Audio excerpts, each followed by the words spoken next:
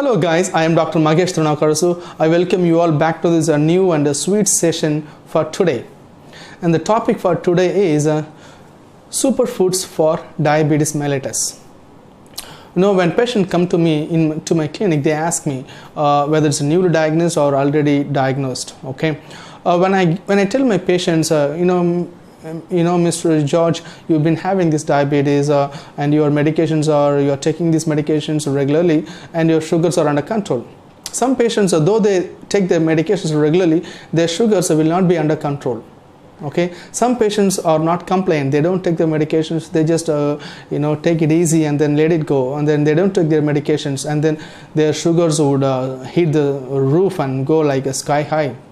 Okay, and many people, they do have these doubts. What kind of foods they can eat? What kind of foods that they can avoid? Okay, and in this video, this is what we are gonna look into. So before we get into our topic, if you have not subscribed to my channel, please go ahead and hit the subscription button and subscribe to my channel. And if you like this video, please do leave a comment, because every single like, comment and subscription I get, it's going to be a big boost for me for the future videos. Okay, let's get started then, guys. Okay, let's start off with the vegetables. First, beans we'll discuss. Okay, kidney beans, pinto beans and black beans. Beans are a good source of vitamin A, C, E, okay, K, and iron, calcium and magnesium as well. See, for diabetes, we all need vitamins, proteins, minerals and trace elements. Okay, so beans are rich in proteins and fiber as well, and it does have vitamin A, C, E, K and a small amount of calcium and magnesium. So this helps in your metabolism of your sugar, carbohydrates and everything, and it stops you from getting into insulin resistance. Okay, so beans are good at it. Next, what we have is green leafy vegetables. When I say green leafy vegetables, anything that appears dark leafy green, they are damn good source of anything you can say, like it's vitamins A, C, E, K, or even B complex vitamins. It has got folate, calcium, magnesium, phosphorus, everything it has got. So when you see dark leaf vegetables, just include them into your diet. So and then on third way we have is sweet potatoes. Many people would think sweet potatoes, is it really okay? I mean, I'm diabetic, why should I have sweet potatoes? It's already sweet and it's gonna increase my sugar levels, right? But any vegetables, any fruits you can take, but that should be in a normal range. It should be in a limited range.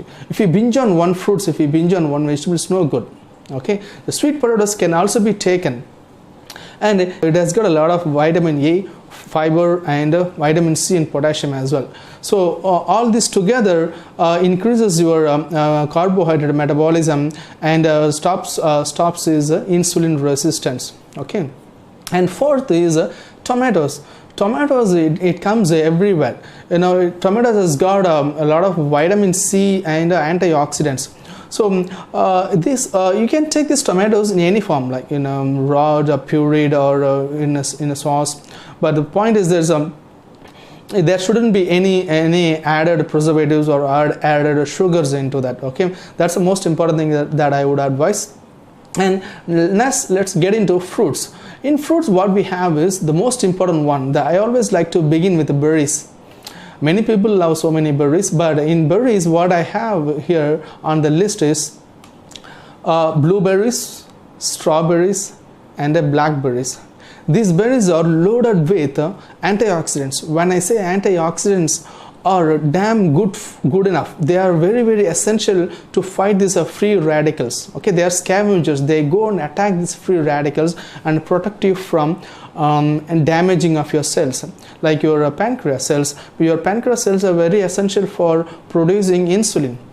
Okay, so go with these berries, as I said, blackberries, blueberries and strawberries. Okay, and next we have is citrus fruits.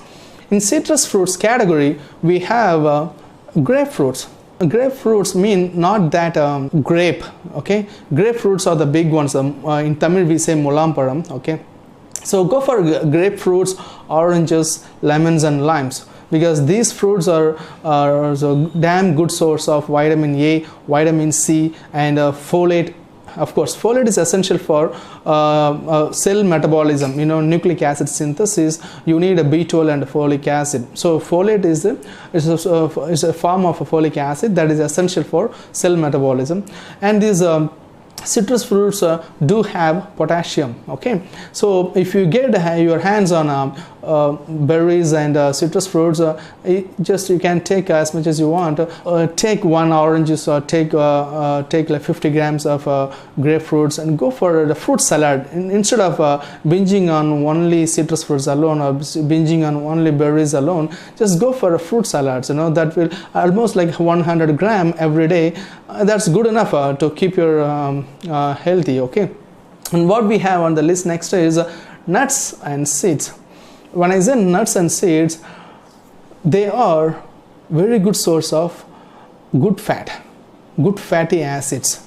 It does have omega-3 fatty acids, omega-6 fatty acids, and it's also a good source of fibers. Fibers are very essential for your gut.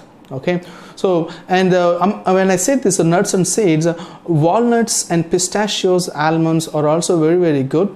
And when it comes to seeds, flax seeds and pumpkin seeds are very essential, because these nuts and seeds are loaded with antioxidants. Trust me guys, antioxidants are very, very good. Okay, and you also need vitamins, minerals, trace elements as well, but antioxidants are good enough. Okay, you also want them in your body. Okay, and what we have next is whole grains. When you go to supermarket to buy any foods, buy something that is grain, that is whole grains, like a whole wheat or a whole quinoa, or a whole grain barley or farro, things like that. Look at the label, is like whole or processed. Okay, because those whole grains are very essential, because they are packed with magnesium and zinc, selenium as well, because zinc and selenium are essential in thyroid metabolism, male sex hormone, female sex hormones synthesis, everything. And finally we have not finally, sorry, it's like penultimate. Okay, it's a milk and yogurt. Milk and yogurt are a good source of calcium and vitamin D.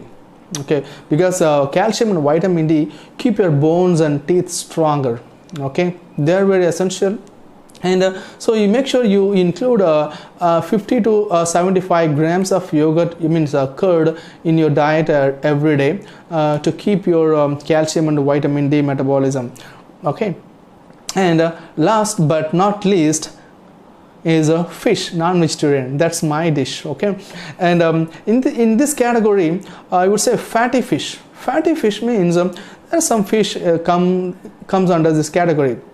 Those fish are mackerel fish, tuna, or herring, salmon, and the sardines. These fish are very good source of vitamins and omega-3 and omega-6 fatty acids, and help your carbohydrates metabolism. So these foods, you cannot miss them. Okay, whenever you see these vegetables, fruits and nuts and seeds of fish, go for this fish. Okay, just instead of going on this red meat and beef and all that, go for the seafood items like fatty fish items.